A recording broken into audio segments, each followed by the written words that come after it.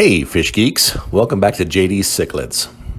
Today I thought we'd highlight one of my Mbuna, the Libidinochromis Hongi SRT, otherwise known as the Swedish Super Red Top Hongi.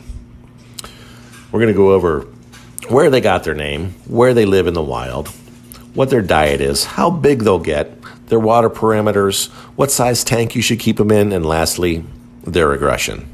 So, interesting fact about the SRT Hongi is that this fish is solely captive bred, which basically means they're brothers in the wild. The regular red top Hongi cichlids are found in and around Hongi Island, which is on the east coast of Lake Malawi in the Tanzania zone. But these guys were bred specifically to display a little more color than their brothers.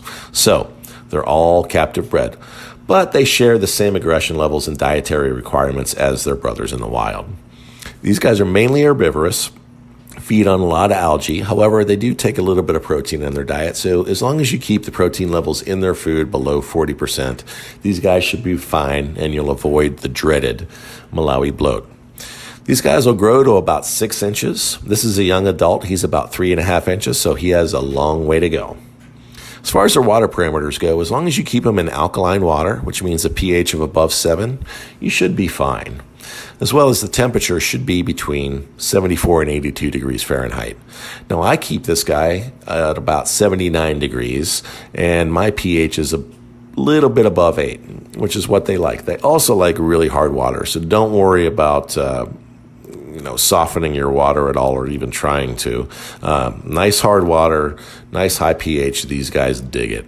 So these guys, like I said, are captive bred, and as you can see, their colors are quite striking, and this guy's colors will continue to get better and better as he gets older.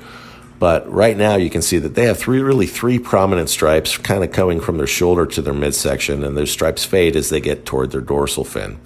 The nice yellow on top, their tail fin. That nice yellow on top of the dorsal fin kind of transfers into orange, and that goes into an orange cap on their head, and it also goes across this guy's belly.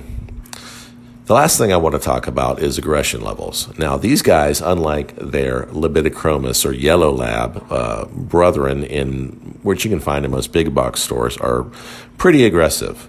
They strongly defend their territory, and their conspecific temperament is not great. So if you're going to keep these guys, I would highly recommend keeping them either one male to 3 or 4 females, or 2 males to 5 or 6 females.